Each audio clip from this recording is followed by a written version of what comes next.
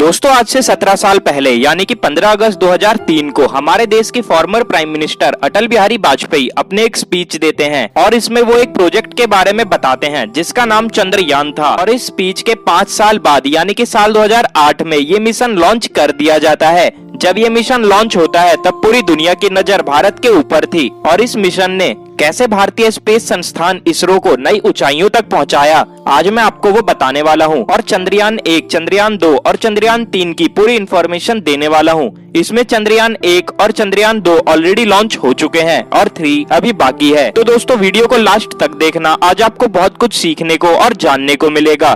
तो चलिए अभी सीधा वीडियो के मेन पार्ट पर आते हैं।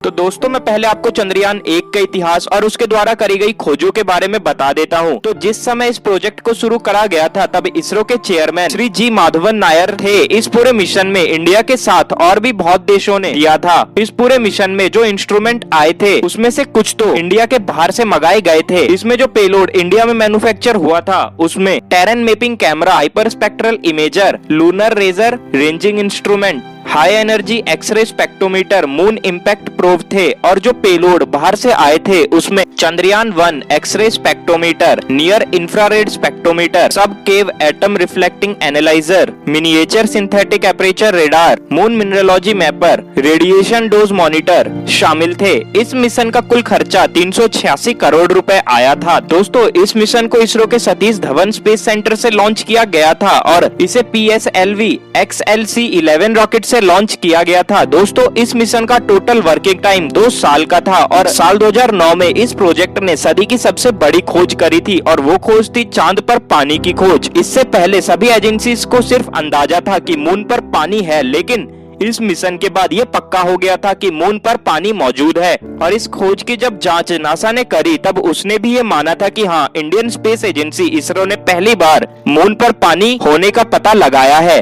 और अब आप समझ गए होंगे कि आखिर क्यों ये मिशन इंडिया के टॉप मिशन में गिना जाता है। और फिर इस मिशन के बाद इसरो की उम्मीदें और भी बढ़ गई थी और इसीलिए साल 2008 में जब चंद्रयान 1 लॉन्च हुआ तब हमारे देश के पूर्व प्रधानमंत्री डॉक्टर मनमोहन सिंह ने ये ऐलान किया था कि इस प्रोजेक्ट को इसरो अभी कंटिन्यू करेगा और चंद्रयान 2 लॉन्च भी करेगा। इस मिशन में एक ऑर्बिटर, एक लैंडर और एक रोवर भी होगा और इस मिशन में इंडिया की help Russian space agency Roscosmos करेगा और इसके लिए काम भी शुरू कर दिया गया था। लेकिन मौका देखते ही रशिया ने अपना सपोर्ट वापस ले लिया और इसरो अब अकेले रह गया था और इस मिशन को साल 2014 में लॉन्च करना था। लेकिन साल 2013 में रशिया ने जैसे ही सपोर्ट वापस ले लिया, पूरे देशवासियों की उम्मीदें टूट गई थी। लेकिन फिर ऐसे में सामने हीरो बनकर आते हैं कैलाश सावदियो शिवन, जो कि उस समय इसरो के CEO थे और आज भी यही इसरो के CEO हैं। और इन्होंने कहा कि इसरो खुद के दम पर अब इस मिशन को कंटिन्यू करेगा और इसमें अभी भी एक लैंडर, एक ऑर्बिटर और एक रोवर ही चांद पर भेजा जाएगा। और दोस्तों 14 जुलाई 2019 को फाइनली चंद्रयान 2 की लॉन्चिंग होनी थी, लेकिन कुछ टेक्निकल ग्लिचेस की वजह से ये मिशन कुछ दिन और लेट हुआ और फिर फाइनली 22 जुलाई 2019 को चंद्रयान 2 लॉन्च कर दिया जाता है। इसमें जो लैंडर गया था उसका नाम विक्रम लैंडर था और जो रोवर था उसका नाम प्रज्ञान था। फिर दोस्तों 6 सितंबर 2019 को रात के 2:30 बजे के करीब विक्रम लैंडर को चांद पर उतरना था और लैंडर एक ऐसी जगह पर लैंड करने वाला था जहां आज तक किसी भी दूसरी स्पेस एजेंसी का लैंडर नहीं गया है। और तो और चांद के उस कोने में सूरज की रोशनी भी नहीं पहुंचती। और दोस्तों पूरे हिंदुस्तान के इतिहास में पहली बार इसरो के साथ पूरा देश जागा था और इस मिशन पर अपनी निगाहें बनाए हुए था। हमारे देश के प्रधानमंत्री भी इसरो गए हुए थे इस मिशन के साक्षी बनने के लिए। विक्रम लैंडर को मून पर सॉफ्ट लैंडिंग करनी थी, लेकिन मून से कुछ ही दूरी पर विक्रम लैंडर का संपर्क इसरो से टूट गया और विक्रम लैंडर सॉफ्ट लैंडिंग नहीं कर पाया। इसरो के साथ साथ पूरे देश के आंखों में तब आंसू आ गए थे। और दोस्तों मैं भी उस रात 3 बजे तक ये सब देखता रहा। लेकिन हमारे देश के प्रधानमंत्री नरेंद्र मोदी पहले इसरो के सभी साइंटिस्ट जो इस मिशन में शामिल थे उनको सांत्वना देते हैं और फिर देश को संबोधित करते हुए ये बताते हैं कि इसरो को अगली बार और भी ज्यादा फंडिंग दी जाएगी और बहुत ही जल्द चंद्रयान 3 लॉन्च किया जाएगा। वैसे तो चंद्रयान 3 को साल 2024 में लॉन्च होना था, लेकिन जब चंद्रयान 2 की सॉफ्ट लैंडिंग नहीं हो पाई तब चंद्रयान 3 को और भी जल्दी कंप्लीट करने का प्रोसेस शुरू कर दिया गया। चंद्रयान 2 में जो ऑर्बिटर था उसे अगले 10 सालों तक काम करने के लायक बनाया गया है और आज भी ऑर्बिटर बहुत परफेक्टली काम कर रहा है। आशा है आने वाले समय में भी ये ऐसे ही काम करता रहेगा। अब मैं आपको चंद्रयान 3 के बारे में बता देता हूँ। यार ये डाटा कलेक्ट करने में बहुत मेहनत लगी है, तो यार इस वीडियो को एक लाइक जरूर कर देना। दोस्तों चंद्रयान 3 को अगले साल मार्च से लेके मई तक में लॉन्च होना है और अगर ये मार्च में लॉन्च होता है तो ये जून तक मून पर लैंडिंग कर लेगा और अगर ये मई तक लॉन्च होता है तो ये अगस्त तक अपनी सॉफ्ट लैंडिंग मून पर कर लेगा। और दोस्तों इस बार जिस रॉकेट का यूज होगा उसका नाम है GSLV Mark 3। और दोस्तों इस बार चंद्रयान में ऑर्बिटर नहीं भेजा जाएगा, सिर्फ एक लैंडर और एक रोवर होगा। और देखा जाए तो ये सही भी है क्योंकि चंद्रयान 2 का ऑर्बिटर तो अभी भी वर्किंग में है और दूसरा ऑर्बिटर की कोई जरूरत अभी तो नहीं है। और अभी शुरुआती खबर ये निकल करके आ रही है कि चंद्रयान 3 के लिए इसरो ने जापान के साथ कोलैबोरेशन किया है।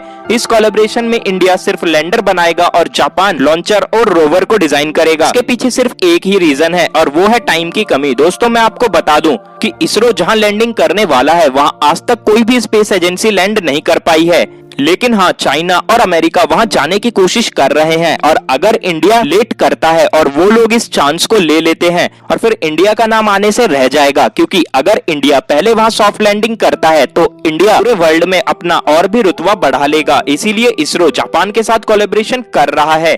और दोस्तों अगर बात करी जाए इस मिशन के टोटल लागत की तो उसका जवाब है 615 करोड़ रुपए। दोस्तों अभी 7 तारीख को Indian union minister Jitendra Singh ने ये बयान दिया था कि ये मिशन इसी साल दिसंबर तक लॉन्च हो जाएगा, लेकिन कोरोना पेंडेमिक की वजह से ये लेट हो रहा है और अब ये अगले साल मार्च से लेके मई तक में लॉन्च हो जाएगा। चंद्रयान 2 में जो रोवर और लैंडर है उसकी कार्य क्षमता 14 दिन की है। दोस्तों यहाँ आपकी एक और कंफ्यूजन मैं मिटा देना चाहूंगा और वो है कि मून का एक दिन अर्थ के 29 दिन के बराबर होता है, यानी कि अगर ये 14 दिन को हम मल्टीप्लाई करें 29 डेज के साथ तो ये लैंडर और ये रोवर टोटल 406 दिन तक मून पर वर्क करेंगे। और चंद्रयान 3 का जो रोवर और लैंडर है वो शायद 30 दिन तक वर्क करेगा, यानी कि पृथ्वी के हिसाब से 870 दिन।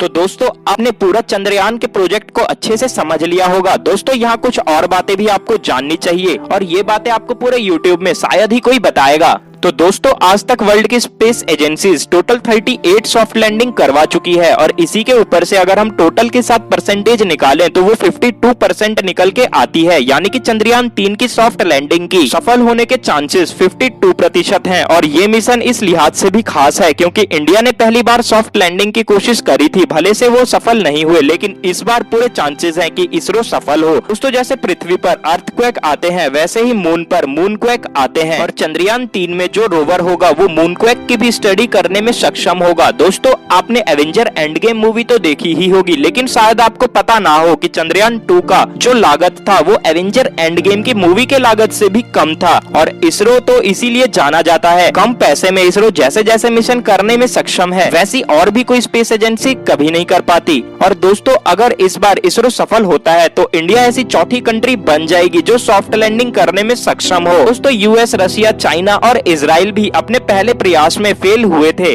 तो दोस्तों यही थी आज की इन्फॉर्मेशन। आशा है आपके अंदर से चंद्रयान 1, 2 और 3 को लेके अब कोई भी सवाल नहीं रह गया होगा। अगर फिर भी आपके अंदर कोई सवाल हो तो आप कमेंट बॉक्स में पूछ सकते हो और अगर वीडियो अच्छी लगी हो तो वीडियो को एक लाइक कर देना और अगर बेकार लगी हो तो यार डिसलाइक कर देना। लेकिन हाँ दोनों ही केसेस में चैनल को जरूर सब्सक्राइब कर लेना। और अब आपसे मुलाकात होगी एक और नई वीडियो के साथ, तब तक के लिए धन्यवाद।